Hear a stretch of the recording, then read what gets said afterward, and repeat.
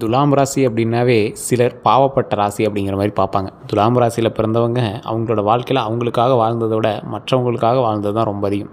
குடும்பமாக இருக்குது அப்படின்னா, திருமணம் ஆகாதவர்களாக இருக்குது அப்படின்னா, தாய் தந்தையருக்காகவும் கூட பிறந்தவங்களுக்காகவும் ரொம்பவே இவங்க வந்து செலவு பண்ணியிருப்பாங்க. அவங்களோட நேரத்தையாக இருக்கட்டும், பணத்தையாக இருக்கட்டும், வாழ்க்கையாக இருக்கட்டும். அதே போல் திருமணம் ஆனவர்கள் ஆண்களாக இருந்தாலும் சரி, பெண்களாக இருந்தாலும் சரி, அவங்களோட லைஃபுக்காகவே ஃபுல்லாக பார்க்காம ஃபுல் அண்ட் ஃபுல் வந்து பார்த்திங்கன்னா எங்கள் ஃபேமிலிக்காகவே பார்ப்பாங்க. ஸோ துலாம் ராசியில் பொறுத்த வரைக்கும் இன்றைய காலத்தில் உங்களுடைய ஒரு முக்கியமான பணத்தால் தான் உங்களோட ஃபேமிலி ஓடிட்டுருக்கு அப்படின்னு அர்த்தம். மறைமுக தூண் அப்படின்னு சொல்லுவாங்க. இவங்க தான் ஒரு மறைமுக தூண், முதுகெலும்பு மாதிரி அந்த குடும்பத்துக்கே. குலதெய்வத்தோடு டேரெக்டாக பேசக்கூடிய ஒரு அற்புதமான ஒரு ராசி அப்படின்னா துலாம் ராசி தான். இன்றைக்கி உங்கள் கையில் வந்து பணம் இல்லாமல் கூட இருக்கலாம், ஆனால் நீங்கள் தான் மறைமுக தூண். வருங்காலத்தில் உங்கள் கையில் வந்து அதிகமாக பணம் வரப்போகுது. அதே போல் இந்த ராசிக்காரர்களை பொறுத்த வரைக்கும் துன்பங்கள்லேயே வாழ்ந்தவங்க, என்னைக்கிடா இன்பம் கிடைக்கும் அப்படின்னு ஏங்கி தவிச்சவங்க. இந்த ராசிக்காரர்களுக்கு ஒரு ஒற்றுமை ஒன்று இருக்குதுங்க. குலதெய்வத்தின் மூலமாக பண்பு நலன்கள் கிடைக்குது, குலதெய்வத்தின் மூலமாக பல நன்மைகள் கிடைக்குது அப்படின்னு இருந்தாலும், குலதெய்வத்துக்கிட்டேயே சண்டை போட்டு பல விஷயங்களை வாங்கி கடவுளாக கொடுக்கக்கூடிய ஒரு ராசி துலாம் ராசி.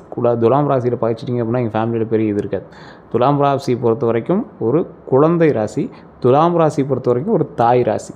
அது என்ன சார் குழந்தை தாய் அப்படிங்கிறீங்க? குழந்தைக்கும் விவரம் தெரியாது, தாய்க்கும் அவ்வளோ விவரம் தெரியாது, பாசம் வைக்கிறது மட்டும்தான் தெரியும். இந்த மாதிரி ஒரு ராசி. பல பேருக்கு நன்மைகளை செய்து துரோகங்களை அனுபவித்த ராசி. பல துரோகங்களுக்கு இவங்க தான் பேஸ்மெண்ட்டாக இருப்பாங்க. தெரிஞ்சும் போய் நல்லது செய்வாங்க. அவன் துரோகம் தான் பண்ணுறான், ஏமாத்துறான் தெரிஞ்சு போய் நல்லது செய்யக்கூடிய ஒரு ராசி. கோவப்படுவாங்க, மூக்கு மேலே கோவம் இந்த ராசிக்காரர்களுக்கு. இந்த ராசிக்காரர்களுக்கு வரக்கூடிய நாட்கள் எப்படி இருக்க போகுது? துலாம் ராசிக்காரருடைய அடிப்படை பண்புகள் அப்படின்னே இருக்குது. துலாம் ராசி அப்படிங்கிறது சுக்கிரன் ஆட்சி செய்யக்கூடிய ராசி அப்படிம்பாங்க. சுக்கிரன்னா யார்? லக்ஸூரிக்கு பேர் போனவர். இந்த சுக்கிரன் இருக்கும்போது என்ன பண்ணுவாங்க அப்படின்னா, லக்ஸூரியஸாக இருக்கணும்னு நினைப்பாங்க. உங்கள்கிட்ட பணம் இல்லை, ஏதாவது பெரிய வண்டி வாகனங்கள் நகையெல்லாம் இல்லை அப்படின்னாலும் ஒரு பேக்ரவுண்ட் சோர்ஸ் உங்களுக்கு உருவாகிட்டே இருக்கும். நீங்கள் வந்து ரொம்ப இறங்கி வேலை செய்கிறதுக்கு விரும்பாத ஒரு நபர். ரிஸ்க் எடுக்கிறதுலாம் விரும்ப மாட்டீங்க. ரொம்ப ரிஸ்க் எடுத்து அதில் பணம் பல கோடி ரூபா வருது அப்படின்னால விரும்ப மாட்டீங்க. பார்த்துக்கலாம் அப்படிங்கிற மாதிரி தான் இருப்பீங்க. சமநிலையில் இருப்பீங்க. அழகு, அன்பு, அப்புறம் உறவுகள் இவற்றெல்லாம் வந்து பார்த்திங்கன்னா உங்களுடைய சமநிலை வந்து பிரதிபலிக்கும். ஒரு அற்புதமான ஒரு ஆளாக, ஊரால் மதிக்கப்படக்கூடிய ஒரு நபராக இருப்பீங்க. ஆன்மீகத்தில் ரொம்ப மூழ்கி இருக்கக்கூடிய ஒரு நபராக நீங்கள் வந்திருப்பீங்க. முக்கிய பண்புகள் அப்படின்னு பார்க்கும்போது சமநிலை விரும்பக்கூடியவர்கள். பெரிய பணக்காரனாக இருக்கணும்னு ஆசை இல்லை, ரொம்ப ஏழையாக இருக்கணும்னு ஆசை இல்லை, சமமாக இருந்தால் ஓகே தான். ஒரு நீட்டான லைஃபு, கடன் இல்லாத வாழ்க்கை, மகிழ்ச்சியான வாழ்க்கை, உடல் ஆரோக்கியத்தோட வாழ்க்கை, நீண்ட ஆயுளோட வாழ்க்கை, இதுதான் நமக்கு தேவை அப்படின்னு வாழக்கூடிய நபர்கள். உறவுகளை மதிப்பவர்கள், ரொம்ப உறவுகள் மேலே அதிகமான அன்பு வைக்கக்கூடிய ஒரு நபர்கள் அப்படின்னா இந்த துலாம் ராசி தான். கலை மற்றும் அழகை நேசிக்கிறவங்க, கலை சம்மந்தப்பட்ட விஷயங்களும் உங்களுக்கு ரொம்ப பிடிச்சிருக்கும். அழகை நேசிக்கக்கூடிய நபர்களில் இந்த துலாம் ராசிக்காரர்கள் மேன்மையான ஆளாக இருப்பாங்க. சமரச பண்பானவை, அதாவது ஏதாவது ஒரு 4 பேர் எங்களை வேறு மாதிரி ட்ரீட் பண்ணாங்க அப்படின்னா நீங்கள் வந்து சமரச மனப்பான்மையோடு இருப்பீங்க. நீங்கள் உங்களோட ட்ரீட்டே வேறு மாதிரி இருக்கும். எல்லோருக்கும் உணவளிக்கணும், எல்லோரும் வயிறார இருக்கணும், இந்த மாதிரி மற்றவர்களுக்காகவே எண்ணக்கூடிய ஒரு நபர். இந்த மாதிரி நபர்கள்லாம் வந்து பார்த்திங்கன்னா ஆன்மீக ரீதியாகவோ இல்லை சாமியார் பாரியோ இந்த மாதிரிலாம் இருக்கக்கூடிய நபர்கள்னு கூட சொல்லுவாங்க. ஸோ அந்தளவுக்கு வந்து உங்களுடைய பண்பு நலன்கள் இருக்கும். அதே மாதிரி தீர்மானம் எடுக்க சில நேரம் எடுத்துக்குவீங்க. ஒரு விஷயம் எடுக்கணும் அப்படின்னா அந்த விஷயத்தை பற்றி நம்ம ஆராயணும் அப்படிங்கிறதுலாம் இல்லை. நீங்கள் ஆராயிறீங்களோ இல்லையோ, மைண்டை போட்டு தேவையெல்லாம் குழம்பக்கூடிய நபர்களில் நீங்கள் ஒருத்தர். ஸோ அதனால் கொஞ்சம் நிதானமாக பண்ணிக்க போனால் ரொம்பவே நல்லது. சவால்கள் அப்படின்னா முடிவெடுக்க தாமதமாகறதுனால நிறையா விஷயத்தில் நீங்கள் வந்து மாட்டிக்குவீங்க. இது பண்ணலாமா அதை பண்ணலாமா அப்படின்னு ஒரு குழப்பத்திலேயே நீங்கள் வந்து பண்ணுவீங்க. அதை மட்டும் கொஞ்சம் தவிர்த்துட்டீங்க அப்படின்னா ரொம்பவே நல்லது. எல்லாரையும் மகிழ்விக்க முயற்சி செய்வீங்க. எல்லாத்தையும் மகிழ்விக்கணும்னா எப்படி முடியும்? ஸோ ஒருத்தர்கிட்டே பகையாக இருந்தால் தானே ஒருத்தர்கிட்ட மகிழ்ச்சியாக இருக்க முடியும். அதனால் அதெல்லாம் வந்து மைண்டில் போட்டுக்காமல் அடுத்த ஸ்டெப் எடுத்திங்கன்னா ரொம்ப நல்லது உண்டு. சில நேரங்களில் தன்னம்பிக்கை குறைவு, கொஞ்சம் உங்கள் மேலேயே நீங்கள் வந்து கொஞ்சம் டவுட் போடுவீங்க சில நேரத்தில். அடுத்தது என்ன பண்ணுவோம், அடுத்தது அந்த பையன் என்ன பண்ணுவான், அடுத்தது அந்த பொண்ணு என்ன பண்ணுவான், அந்த மாதிரி ரொம்ப பயந்துட்டு பண்ணுவீங்க. அதெல்லாம் பயமே தேவையில்லை. அதுக்கு அடுத்த லைஃப்பை நம்ம பார்த்துக்கலாம் அப்படிங்கிற ஒரு துணிச்சலோடு இருக்கணும். அதே போல் தமிழ் புத்தாண்டு 2026 நிறைய பேர் இந்த துலாம் ராசி எப்படி இருக்குன்னு நிறைய கேட்குறீங்க. இந்த ராசிக்கு சித்திரை முதல் ஆரம்பத்திலேருந்து மாற்றத்தினுடைய தொடக்கம் அப்படின்னு தான் சொல்லணும். உங்களுடைய வாழ்க்கையில் மாற்றத்தினுடைய தொடக்கம். முக்கிய பலன்களை மட்டும் நான் முக்கியமாக ஃபஸ்ட்டு ஸ்டார்டிங் சொல்லிடுறேன். கடந்த வருடம் சிரமங்களுக்கு முடிவு காணக்கூடிய காலமாக இந்த காலம் வந்து அமையுது. என்னென்ன சிரமப்பட்டீங்க? 1 2 எத்தனை? குழந்தைகள்கிட்ட, கணவன்கிட்ட, ஒய்ஃபுக்கிட்ட, ஃபேமிலிக்கிட்ட, உடல் ரீதியாக, மன ரீதியாக, பண ரீதியாக, இந்த மாதிரி எத்தனை கஷ்டங்கள் பட்டீங்க? அதுக்கெல்லாம் அந்த சிரமங்களுக்கெல்லாம் முடிவு காணக்கூடிய ஒரு காலம். புதிய வாய்ப்புகள் திறக்கும். இந்த வழியாக போனால் நல்ல ஒரு வாய்ப்பு இருக்குது, இந்த வழியாக ட்ரை பண்ணு அப்படின்னு சொல்லக்கூடிய அளவுக்கு ஒரு புதிய வாய்ப்புகள் கிடைக்கக்கூடிய ஒரு தருணமாக அமையுது. உறவுகளில் தெளிவு வரக்கூடிய ஒரு அற்புதமான காலகட்டமாக இந்த காலகட்டம் அமையுது. உறவுகளில் தெளிவு, இவன்கிட்ட இப்படி தான் இருக்கணும், இவன் இப்படி தான் அப்படிங்கிறத நம்ம கன்ஃபார்ம் பண்ணக்கூடிய ஒரு காலகட்டமாக அமையுது. மன அமைதி அதிகரிக்கும். உங்களை நீங்களே ரெகனைஸ் பண்ண ஆரம்பிப்பீங்க. கொஞ்சம் அமைதியாக ஹேண்டில் பண்ணலாம் அப்படின்னு கொஞ்சம் மன அமைதியாக அப்படியே நீங்கள் வந்து யோசிச்சு எல்லாத்தையும் பண்ணுவீங்க. அந்த மாதிரி ஒரு அமைதி அதிகரிக்கக்கூடிய ஒரு காலகட்டமாக இந்த காலகட்டம் அமையுது. கவனிக்க வேண்டிய ஒரு விஷயம் அப்படின்னா, யாரையும் நம்புறதுக்கு முன்னாடி சிந்திங்க. கொஞ்சமாவது யோசிங்க, இவனை நம்பலாமா நம்ப வேண்டாமா. ஏற்கனவே பல பேர் நம்பி தான் நீங்கள் தேவையில்ல மாட்டினீங்க. ஸோ அதை யோசிச்சுக்கோங்க. செலவுகளில் கட்டுப்பாடு வேணும். நீங்கள் கடையில் வாங்கி சாப்பிட்றது இதெல்லாம் சாதாரணம் தானே அப்படிங்கிற மாதிரி நினச்சிட்டு இருக்கீங்க. அது கூட உங்களுக்கு வந்து ஒரு செலவாக வருங்காலத்தில் தோண ஆரம்பிக்கும். சரி, இதெல்லாம் கொஞ்சம் இப்போயே கொஞ்சம் சரி பண்ணால் பரவாயில்லையே அப்படிங்கிற மாதிரி நீங்கள் யோசிக்க ஆரம்பிச்சிங்கன்னா ரொம்ப நல்லது. அதே போல் உடல் ஆரோக்கியத்தில் கவனம் கண்டிப்பாக வேணும். இந்த டைம் கண்டிப்பாக உடல் ஆரோக்கியத்தில் கவனம் வேணும் அப்படிங்கிறத மைண்டில் நல்லா ஞாபகம் வச்சுவாங்க.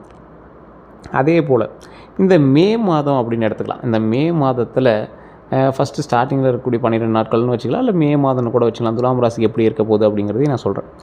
மனநிலை வாழ்க்கை மாற்றங்கள் அப்படிங்கிற ஒரு விஷயத்தை நம்ம எடுத்துக்கலாம். உங்களுடைய மனநிலை எப்படி இருக்க போது, அதில் உங்களுடைய வாழ்க்கையினுடைய மாற்றங்கள் எப்படி இருக்க போகுது அப்படிங்கிறத நான் தெளிவாக எஸ்டாப்ளிஷ் பண்ணுறேன். இந்த மாதம் உங்களுக்கு சிந்தனை தெளிவு அதிகரிக்கும். ஒரு யோசிக்கிறது மூலமாக ஒரு தெளிவு கிடைக்கும். ஒரு தெளிவின் மூலமாக அது வந்து இதான் அப்படிங்கிற அந்த பாதையை வந்து கண்டுபிடிப்பீங்க. பழைய குழப்பங்கள் தீரக்கூடிய ஒரு காலகட்டமாக இருக்கும். பழைய குழப்பங்கள்னால் என்னென்ன? ஒரு அமைதியான மனநிலை, அதில் ஒரு பழைய குழப்பங்கள்லாம் இருக்குது. அந்த குழப்பத்தில் என்னெல்லாம் இருந்தது, ஏன் அந்த குழப்பம் வந்தது அப்படின்னு அதுக்கான பாத்வேயை கண்டுபிடிச்சி அதை வந்து கிளியர் பண்ணிடுவீங்க. வாழ்க்கையில் புதிய திசை கிடைக்கும். அதான் பழைய குழப்பங்களை கிளியர் பண்ணாவே அப்புறம் தப்பான பாதையில் போயிருக்கோம், இப்போ கரெக்டான பாதையில் போகணும் அப்படிங்கிறத கிளியர் பண்ணிடுவீங்க. அதே போல் இந்த மாதம் நீங்கள் யார் என்பதை புரிந்து கொள்ளக்கூடிய ஒரு நபர். நீங்கள் உங்களையே ரெகக்னைஸ் பண்ணுவீங்க, நீங்கள் உங்களையே ஃபைன் பண்ணுவீங்க. நீங்கள் யார் அப்படிங்கிறது நீங்கள் தான் இந்த டைமில் கற்றுக்குவீங்க. தொழில், வேலை, இந்த மாதிரி விஷயத்தில் வேலை மாற்றம்னு நினைப்பவர்களுக்கு நல்ல நேரம். வேலை மாற்றத்தை பற்றி நினைக்கிறவங்களுக்கு நல்ல நேரமாக இந்த நேரம் வந்து அமையுது. மேலதிகாரிகள்கிட்ட கவனம் உங்கள் மீது இருக்கும். மேலதிகாரிகிட்ட நீங்கள் வேலை பார்த்துட்ருக்கீங்க அப்படின்னா அவங்களுக்கு உங்கள் மேலே ஒரு கவனம் ஈர்ப்பு உண்டாகிற அளவுக்கு உங்களுடைய நடவடிக்கைகள் இருக்கும். இருந்தாலும் அது ஓரளவுக்கு நீங்கள் கொஞ்சம் பார்த்துக்கணும். அதாவது ஒரு ஸ்கூலில் டீச்சர் பாடம் நடத்தியிருக்காங்க, ஸ்டூடெண்ட்ஸ் எல்லாம் கீழே உட்காந்துருக்குறாங்க. என்ன தான் நல்லா படிக்கிற பையனாகவே இருந்தாலும் டீச்சர் உங்களையே பார்த்தா உங்களுக்கு ஒரு பயம் வரும்ல. நீங்கள் என்ன தான் ஃபஸ்ட் ரேங்க் எடுங்க, டீச்சர் வந்து உங்களையே பார்த்துட்டுருக்குறாங்க. இல்லை பரீட்சை எழுதிட்டு இருக்கிறீங்க, ஹாலில் எல்லோரும் இருக்காங்க.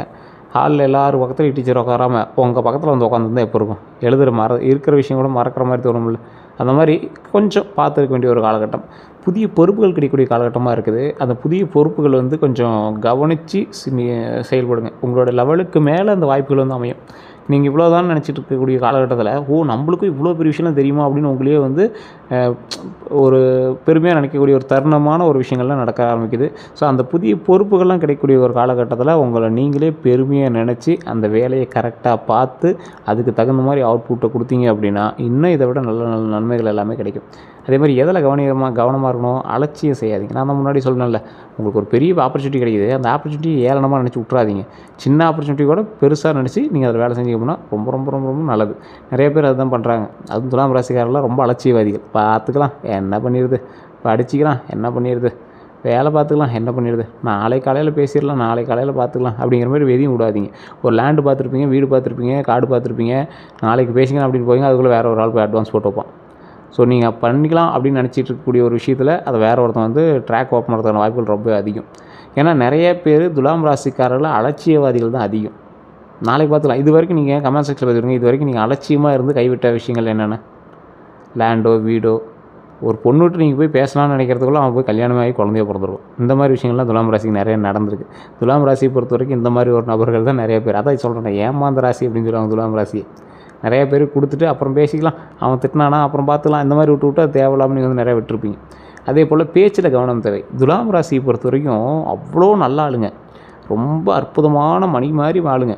ஒன்றும் அப்படியே மணிமணியாக பேசுவாங்க, எல்லாமே பண்ணுவாங்க. ஆனால் கோவம் ஒன்று வந்துருச்சு அப்படின்னா இவங்களோட வார்த்தைகள் ரொம்ப கடுமையாக இருக்கும். எவ்வளோ இவங்க செஞ்சுருந்தாலும் அந்த வார்த்தைகள் பேசும்போது எங்களுக்கு என்னடா இவன் இப்படி செஞ்சுட்டு இப்படி பேசுகிறானே அப்படிங்கிற மாதிரி இருக்கும். வயிறு ஃபுல்லாக சாப்பாடு போடுறீங்க, நீங்கள் பேசும்போது அசிங்கமாக திட்டி அனுப்பிச்சிட்டிங்க அப்படின்னா அவங்களுக்கு சாப்பிட்டது தெரியுமா, இல்லை நீங்கள் திட்டினது தெரியுமா? ஸோ அந்த வார்த்தையில் கவனம் தேவை. அதே மாதிரி நீங்கள் வந்து ஷார்ட் ஃபார்மில் பேசி முடிக்கிறீங்க. அது ஒரு குறுக்கு வார்த்தைன்னு சொல்லுவாங்கள்ல, ஒரே வார்த்தையில் அவர் பேசி லாக் பண்ணுறாங்க. அந்த வார்த்தையை சுருக்குன்னு ஒரு வார்த்தை பேசிட்டாம்பா அப்படின்னு சொல்லுவாங்கள்ல, அந்த மாதிரி சுருக்குன்னு பேசக்கூடிய நபர். அதனால் தயவு செய்து பேச்சில் மட்டும் கவனமாக இருங்க. உங்களுடைய பேச்சு மற்றவர்களுக்கு வலிக்கும் அப்படிங்கிறத மைண்டில் நல்லா ஞாபகம் வச்சுக்கோங்க. துலாம் ராசியை பொறுத்த வரைக்கும் அவர்கள் வயதுக்கு கீழே இருக்கிறவங்ககிட்டே பேசி எங்களை டென்ஷன் பண்ணிடுவீங்க, வயதுக்கு மேலே இருக்கிறவங்ககிட்டே பேசி டென்ஷன் பண்ணிடுவீங்க. மோஸ்ட்லி துலாம் ராசிக்காரர்கள் வயதுக்கு மேலே இருக்கிறவங்ககிட்ட பேசி சாபத்தை வாங்கவே கூடாது, நன்மைகளை மட்டும் தான் வாங்கணும். ஸோ அதில் மட்டும் நல்லா ஞாபகம் வச்சுக்கோங்க. இது ரொம்ப ரொம்ப நீங்கள் வந்து கவனிக்க வேண்டிய விஷயம். நல்ல வார்த்தைகளை பேசி நன்மையை நிறையா வாங்கிக்கோங்க. ஏன்னா நீங்கள் செய்யக்கூடிய விஷயங்கள் அதிகம், உங்களுடைய நன்மை செய்யக்கூடிய ஆற்றல் அதிகம், நீங்கள் செய்யக்கூடிய நன்மைகளும் அதிகம். பேச்சினால் அதை வந்து கெடுத்துக்கூடாது அப்படிங்கிறத மைண்ட் ஞாபகம் வச்சுக்கோங்க. பண வரவு வந்து இப்போ இந்த டைம் எப்படி இருக்குது அப்படின்னா, பண வரவு இருக்கும், ஆனால் சேமிப்பு ரொம்ப முக்கியம் அப்படிங்கிறத மைண்டில் நல்லா ஞாபகம் வச்சுக்கோங்க. உங்களுக்கு ஓரளவு சம்பளம் வருது, அதெல்லாம் ஓகே தான். ஆனால் சேமிப்பு ரொம்ப முக்கியம். தேவையற்ற செலவுகள் அதிகரிக்கிறதான வாய்ப்புகள் அதிகமாக இருக்குது. அதனால் அதில் கொஞ்சம் கவனமாக இருங்க. Earn well but spend wisely. அதாவது நல்லா வருமானம் வரக்கூடிய ஒரு காலகட்டம் தான், அதுக்கு தகுந்த மாதிரி நீங்கள் வந்து செலவு பண்ணிகிட்டே இருக்கீங்க. 10,000 வரும்போது நீங்கள் 8,000 செலவு பண்ணிகிட்டு இருந்தீங்க. 20,000 வரும்போது நீங்கள் 18,000 செலவு பண்ணுறீங்க. 30,000 வரும்போதும் 28,000 செலவு பண்ணுறீங்க. ஏன் நீங்கள் கையில் வெறும் 2,000 மட்டும் கையில் சேவிங்ஸ் அப்படிங்கிற மாதிரி நீங்கள் வச்சுக்கிறீங்க? சேமிப்பு அதிகப்படுத்துங்க, செலவுகளை குறைங்க. அதுதான் மைண்டில் நல்லா ஃபிக்ஸ் பண்ணணும் அப்படிங்கிறது ஞாபகம் வச்சுக்கோங்க. ஏன்னா நிறைய பேருக்கு தெரியாத ஒரு விஷயம், துலாம் ராசிக்காரர்கிட்ட ஈஸியாக காசு வாங்கிடலாம். ஆனால் துலாம் ராசிக்காரர் சம்பாதிக்கிறது ரொம்ப கடினம். துலாம் ராசிக்காரர்கிட்ட அவ்வளோ சீக்கிரம் காசு கையில் நிற்கிறதில்ல. ஏன்னா இவன் எல்லாத்துக்கும் கொடுத்து பழகிறான்.